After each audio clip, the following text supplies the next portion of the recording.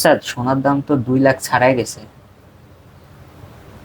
তো সোনা নিয়ে আবার তোমার মাথা ব্যথা কেন? এই যে আমার ফিনান্সিয়াল অবস্থা বা আমার ফ্যামিলির এমন কোনো ফিনান্সিয়াল নাই, যদি বিয়ে করতে যাই আমরা তো জানি যে প্রত্যেকটা মেয়ের সোনা খুব পছন্দ। আচ্ছা। তাই এখন আমি যদি সোনা কিনতে যাই তা সেই ইনকাম সোর্স আমার নাই, বা আমার ফ্যামিলিরও তো ওরকম কোনো আহ, ইনকাম কি ফ্যামিলি থেকে যে নিয়ে দিব, তা আচ্ছা। কোনো স্বামীও তো চাবে না যে সব বাবার উপরে নির্ভর হই, বা সে তো হুম। চাবে তার ওয়াইফকে সে নিজের থেকে দিতে, তো সে তুমি খুশি করতে। ইনকামের তো এখন অনেক সুযোগ বাড়তেছে, ইনকাম বাড়াই দিলেই তো হয়ে গেল। এখন সবাই তো বলে সুযোগ বাড়ে, বাট আমি কোন প্ল্যাটফর্মে কোথায় যাব এটা তো সবারই কনফিউশন থেকে যায়। সবাই তো এই ঘোরের মধ্যেই ঘোরে যে কি করব কি করব কত। আচ্ছা, মানে যুবকদের একটা টেনশন এরকমও এখন হচ্ছে তাহলে, যে সোনার দাম বেড়ে গেছে, এখন 2 লাখ ছাড়াই গেছে, তাই না? হ্যাঁ, তার মানে আগামীতে আরো বেশি বাড়বে। আরো বেশি বাড়বে। আমাদের এখানে একটা ভুল হচ্ছে কি জানো, একটা শব্দ ব্যবহার করা আমাদের অনেক বড় ভুল হয়ে যাচ্ছে। আমরা যখন বলছি সোনার দাম তো বেড়ে গেছে, এখানে সঠিক লাইনটা হবে টাকার মূল্য তো কমে গেছে। কেন স্যার? এটা একটা গুরুত্বপূর্ণ প্রশ্ন করেছো। ধরো আমি একটা ব্যাংক, হ্যাঁ, তার আগে ধরো সারা বিশ্বের মধ্যে টাকা আছে মাত্র 100 টাকা। অল্প অঙ্ক বলি যাতে করে বুঝতে সুবিধা হয়। সারা বিশ্বের মধ্যে টাকা আছে 100। আমি একটা ব্যাংক, আমি প্রচার করলাম যে তোমরা আমার কাছে 5 টাকা করে দাও, 5 বছর রাখো। 5 টাকা একবারে না দাও, কিন্তু 5 বছরের জন্য আমার কাছে 5 টাকা যদি রাখো, তাহলে আমি 5 বছর পরে তোমাকে 10 টাকা দিব। এটা তো ওই যে আমরা জানি মুনাফা, বা আমাদের যে শতকরা দেয় একটা ব্যাংক টাকা রাখলে। এই পর্যন্ত ঠিকঠাক আছে। হ্যাঁ, কিন্তু আমার প্রশ্ন হচ্ছে, এই যে 5 টাকা করে আমরা রাখবো, তাহলে ব্যাংক সারা বিশ্বের কাছ থেকে, ব্যাংকিং সিস্টেম যদি 10 জন লোকের কাছ থেকেও 5 টাকা করে নিতে পারে, তাহলে চিন্তা করো 5 বছরের জন্য গোটা বিশ্ব থেকে 50 টাকা গায়েব হয়ে যাবে। মানে বলতে চাচ্ছেন যে যে টাকা আছে তার থেকে অর্ধেকই ওরা ওরা নিজেদের নিয়ন্ত্রণে নিয়ে নিল, নিয়ে নিবে। কারণ ওদের সাথে চুক্তি হয়েছে তোমার কাছ থেকে 5 বছরের জন্য নিবে। হ্যাঁ, এখন 5 বছর পরে তো তোমাকে আবার ফেরত দিবে। জি। আর ওদের পলিসি অনুযায়ী বা আইওয়াস অনুযায়ী তারা কোনো না কোনো ব্যবসার খাতিরে ইনভেস্ট করতেছে, নতুন উৎপাদন কেন্দ্রতে ইনভেস্ট করে, নতুন বিনিয়োগ করে, উৎপাদন করে সেখান থেকে নতুন অর্থ বানাচ্ছে, অনেকটা এমনই। এবং সেখান থেকে তারা বলতে চায় যে সেই লাভের অংশ থেকে 5 বছর পরে তোমাকে দেওয়া হবে। কিন্তু দেখো একটা জিনিস, 5 বছরের জন্য যদি পৃথিবীর অর্ধেক টাকা ব্যাংকের নিয়ন্ত্রণে চলে যায়, তাহলে অর্থনীতির দিক থেকে মানুষের হাতে কিন্তু এই টাকাগুলো আর থাকলো না। ব্যক্তি স্বাধীন হিসেবে বা ব্যক্তি নিয়ন্ত্রণে যদি টাকা না থাকে, তার মানে তুমি উপার্জন তোমার চাহিদা মতো করতে পারলা না, কারণ ব্যাংক তো তাদের সুবিধা মতো সেখানে ইনভেস্ট করতেছে। তাহলে আমি আমার কাজের বিনিময়ে সঠিক ন্যায্য উপার্জন থেকে বঞ্চিত হলাম, কারণ বিশ্বের 100 টাকা থেকে 50 টাকা নেই। তাহলে বাকি বিশ্ব মাত্র 10 জন ব্যক্তির জন্য 90 জন ব্যক্তি পেরেশানির মধ্যে পড়ে গেল, তাদের জীবনযাত্রার মান কমে গেল। এখন কিছুটা হয়তো স্ট্রাগল 5 বছরের জন্য হলো, বাট 10 বছর, সরি 5 বছর পরে যখন ব্যাংক তোমাকে অতিরিক্ত 5 টাকা ফেরত দিতে চাইলো, এই সময়টা যখন আসবে, তখন কিন্তু ব্যাংকে একসাথে এই 10 জন লোককে 5 টাকা করে টোটাল 50 টাকা অতিরিক্ত দিতে হবে। কিন্তু আমরা 5 বছর আগে পৃথিবীতে দেখেছি 100 টাকা ছিল। তার মানে এখন যে কোনো উপায়ে আরো 50 টাকা আমাদেরকে বাড়াতে হবে। এই যে মূল্য তৈরি হয়ে আসবে এমনটা কিন্তু বাধ্যকতা নয়, এটা আমাদেরকে ছাপানো প্রয়োজন হতে পারে। আমরা মানুষ মাত্র লোভী। একটা প্রজেক্টে আমি ব্যয় করলাম, সেই প্রজেক্টের ভাগ্য কি আমি জানি না, আমার মৃত্যু হতে পারে, আত্মসাৎ করে হারিয়েও যেতে পারি, এরকম ঘটনা তো অনেক হচ্ছে। হ্যাঁ, অহরহ। আর এই পরিস্থিতিতে ব্যাংকিং ব্যবস্থা একটা হুমকির মুখে পড়ে যায়, হুমকি পড়ে যায় সারা বিশ্বব্যাপী। তখন তো অটোমেটিক্যালি টাকার মানটা কমবে, এটাই স্বাভাবিক।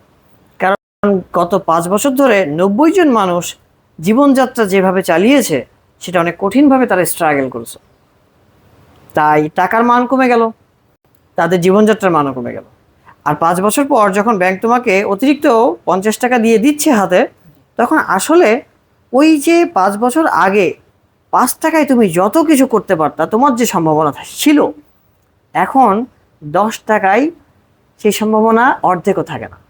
এটা তো পণ্যের দাম কমে, আমরা বলি বাড়ে কমে, বাট এটাও এক্স্যাক্টলি হচ্ছে আমরা তার মানে বুঝতে পারলাম যে টাকার মান আপ ডাউন। কারণ আমার যদি ব্যাংক আমার কাছ থেকে টাকা নিয়ে ইনভেস্ট করে যদি সত্যিই সমাজে কোনো মূল্য তৈরি করতো, তাহলে তো জীবনযাত্রার মান ভালো হতো।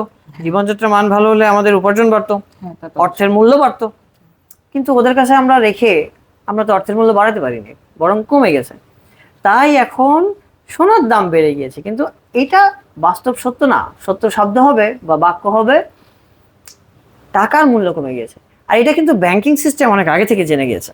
আর জেনে গিয়েছে বলে বর্তমানে আমরা যারা কম্পিউটার নিয়ে কাজ করি বা আর্টিফিশিয়াল ইন্টেলিজেন্স টেকনোলজি, আইসিটি, তাদেরকে ওয়েব ফ্রি ভার্সন তৈরি করে ব্লক চেন পদ্ধতি বের করা লাগছে।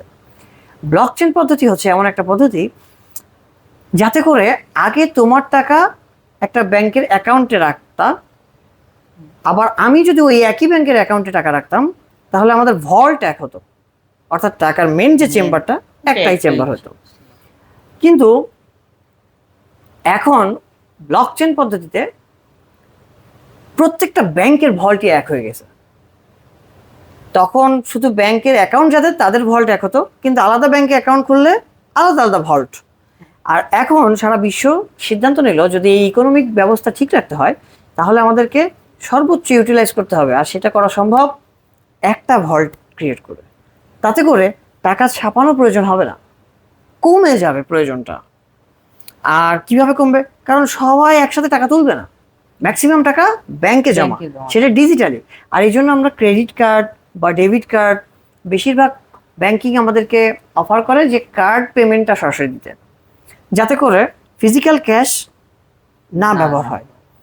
এতে করে কারেন্সি, এই যে আমরা ক্রিপ্টো কারেন্সির দিকে আস্তে আস্তে ঝুঁকতেছি, এটা মূলত ব্যাংক এবং বিশ্ব ইকোনমিক ব্যবস্থা ধরে রাখার জন্য, তাদের স্বার্থে। কিন্তু যদি আমরা মনে করি যে আমাদের কোনো লাভ হচ্ছে, আসলে আমাদের কোনো লাভ হচ্ছে না। ব্যাংকের সাথে যত মানুষ যুক্ত হবে, যত বেশি এঙ্গেজমেন্ট বাড়াবে, তত বেশি কিন্তু জীবনযাত্রার মান নষ্ট হবে। মানে তো দিন দিন আমরা অর্থের হুমকির দিকে পড়ে যাচ্ছি এরকম একটা। কারণ সুদ সিস্টেম অর্থনীতিকে ধ্বংস করে দিচ্ছে। ধরো তোমার ব্যাংকে কোনো টাকা নেই, কিন্তু তোমার পকেটে যে টাকা আছে এটা সুদের টাকা। কেন, আমি তো ব্যাংকের টাকা তুলি, তাহলে আমারটা কেন সুদের টাকা হবে? ধরো আমার বাবারও ব্যাংকে কোনো টাকা নেই, তিনি ইমামতি করেন, কিন্তু তার পকেটেও সুদের টাকা। এটা কিভাবে সম্ভব? ইন্টারেস্টিং হচ্ছে, রসুল করিম সাল্লাল্লাহু আলাইহি ওয়াসাল্লাম বলেছেন সে জামানা, এমন একটা জামানা আসতেছে যে জামানায় প্রত্যেকটা মানুষ সুদের সাথে কানেক্ট হয়ে যাবে, সুদের সাথে যুক্ত হয়ে যাবে। মানে নিজে না চাইতেও। কিভাবে? কারণ এখন তো সুদ ছাড়া টাকাই ছাপানো হবে না। আমার দেশে আগে তো টাকা ছিল 100, এখন টাকা রয়েছে 200। এই 200 টাকাটা তো সুদের কারণে তৈরি হয়েছে। সুদ ছাড়া তো টাকাই সৃষ্টি হয় না। আর সুদ ব্যবস্থা থেকে যত টাকাই সৃষ্টি হোক না কেন, এটা আলটিমেটলি আমাদের সবার ক্ষতির কারণ এবং হুমকির কারণ। তাই আমাদের উচিত ব্যাংকে টাকা না রেখে 4 বছর, 5 বছর বা 10 বছরের জন্য এফডিআর বা এই জাতীয় অ্যাকাউন্টগুলোতে টাকা ফিক্সড না করে ব্যবসায়িক খাতে নিজে উদ্যোগ নেওয়া। ব্যাংকে 4 বছর ধরে যে টাকা রাখলাম, ওই টাকা আমি আমার কাজে খাটিয়ে, সেটা ব্যাংক 4 বছর পরে যদি 1 লাখ দেয়, আমি 4 বছরে 40 লাখ পর্যন্ত কামানোর সম্ভাবনা রাখতে পারি। কিন্তু আমি অলসভাবে ব্যাংক আমাকে করে দিবে, এটা কখনো সম্ভব? আমরা কখনো ভাবিনি যে একটা ব্যাংক আমাকে কেন দিবে, শুধু শুধু কেন 4 বছর পরে আমাকে কেন এত অতিরিক্ত দিবে? আমি কিছুই করিনি, শুধু তাকে টাকা দিয়ে রাখছি তাই দিবে? আসলে আমাকে সে দিচ্ছে না, আমাকে বোকা বানিয়ে সে নিচ্ছে। ব্যাংকিং ব্যবস্থা নিয়ে কথা বলতে গেলে আসলে অনেক দিন রাত পার হয়ে যাবে। বিশ্বযুদ্ধের সময় বা তার আগে থেকে এগুলোর ইতিহাস শুরু হয়, এবং গোটা বিশ্ব ব্যবস্থার ওয়ার্ল্ড, এই যে ডলার কারেন্সি বা ব্যাংকিং সিস্টেম একটা মাত্র পরিবার থেকে নিয়ন্ত্রিত হয়, এইগুলো অনেক রকম রহস্য আছে।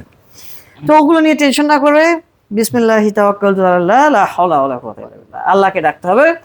আল্লাহ রাব্বুল আলামিন যদি চান এমন স্ত্রী তোমাকে দিবেন যার স্বর্ণের প্রতি, দুনিয়ার স্বর্ণের প্রতি লোভ থাকবে না। ইনশাআল্লাহ।